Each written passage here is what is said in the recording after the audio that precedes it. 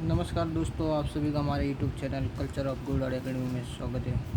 तो हम पढ़ रहे थे भारतीय इतिहास, जिसमें हमारा सेकंड चैप्टर चल रहा था भारत की प्रमुख सभ्यता।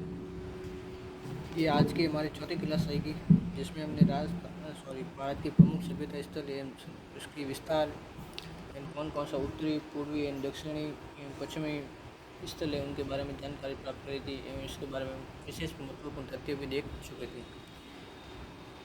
हम भारत में इनके प्रमुख स्थल पढ़े थे, जिसमें आज हम इनके आगे के जो स्थल हैं उनको कंटिन्यू करेंगे। इसी के साथ शुरू करते हैं आज की हमारी क्लास। अगला स्थल आता है आलमगीरपुर।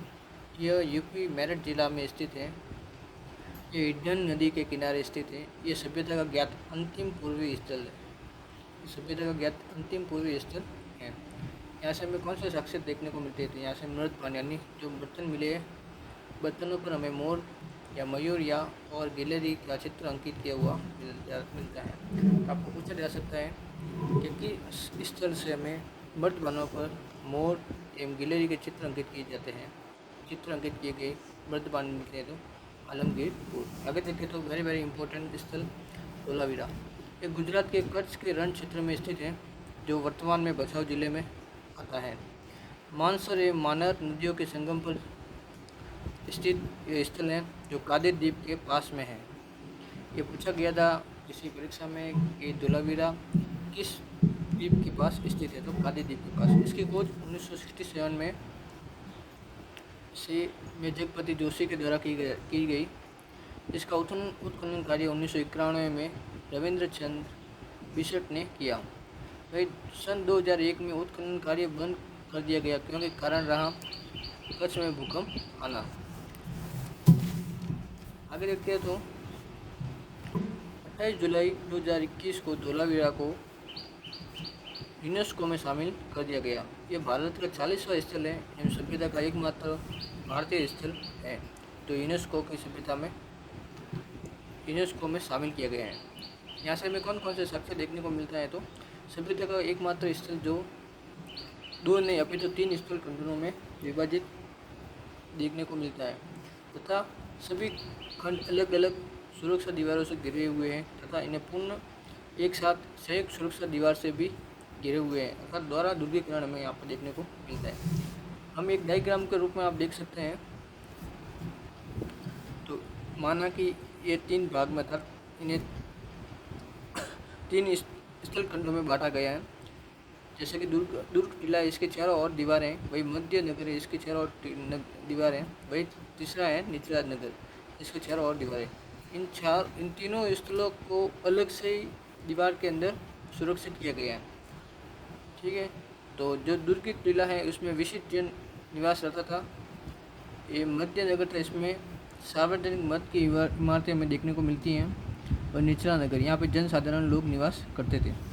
अगले साक्ष्य में देखते हैं तो तीनों नगरों में जल संग्रहण के 16 तालाब हमें प्राप्त होते हैं।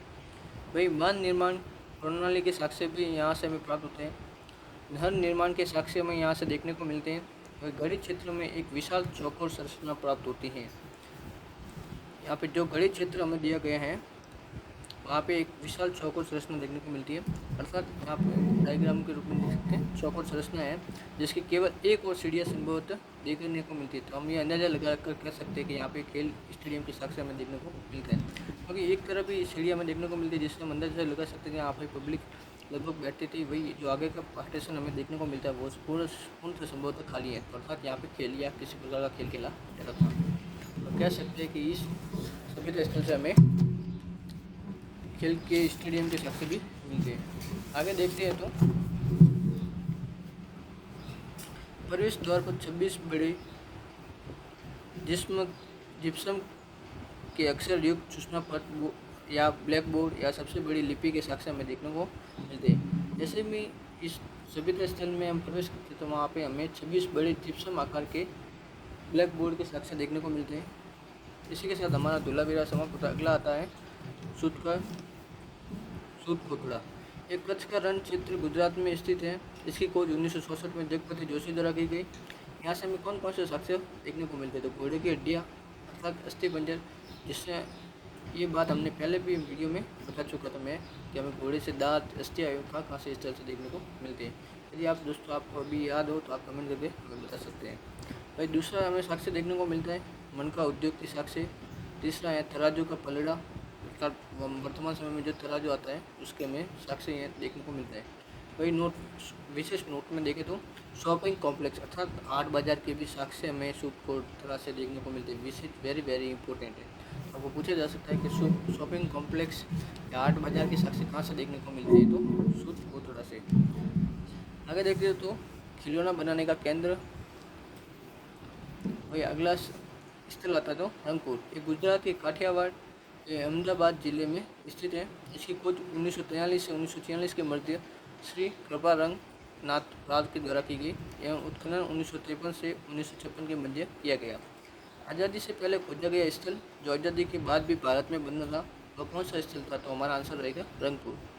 ठीक है, ये मादर नदी के या भादर नदी के किनारे स्थित है, अर्थात कहीं हमें इस नदी का नाम मादर या भादर देखने को मिलता है। यहाँ से हमें कौन कौन से साक्ष्य प्राप्त मिलते हैं, तो यहाँ से प्राक हड़प्पा, हड़प्पा तो तीनों काल के साक्ष्य में देखने को मिलता है। लाइक मांडा के समान यहाँ से भी हमें तीनों प्रकार के साक्ष्य देखने को मिलते हैं।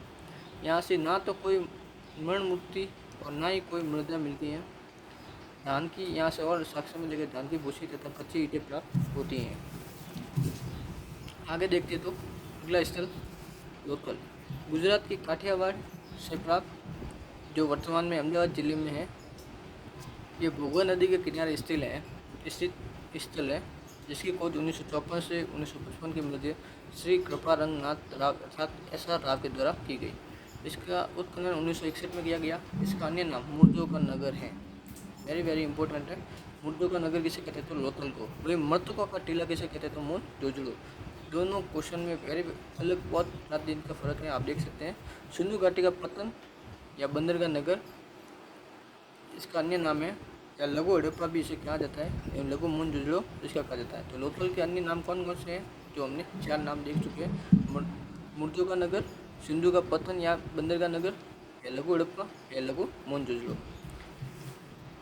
एक यहाँ पे हमने नोट देख सकते हैं, तो लघु हड़प्पा लोथल को कहा जाता है। क्वेश्चन आप देख सकते हैं, तो लघु हड़प्पा लोथल को कहा जाता है, तो लघु मोहनजोदड़ो किसे कहा जाएगा। Option 1 Kalibanga, option 2 Dholavira, option 3 Banawali, option 4 Lothal. यहाँ पे ऑप्शन हमारा 4 सही होगा लोथल को, क्योंकि लघु हड़प्पा लोथल को कहते हैं, तो लघु मोहनजोदड़ो किसे कहेंगे, तो लोथल को ही कहेंगे। यहाँ से हमें कौन कौन से साक्ष्य देखने को मिलते हैं, तो सभ्यता का एकमात्र स्थल जो 2 नहीं अपितु एक ही स्थल खंड में बसा था,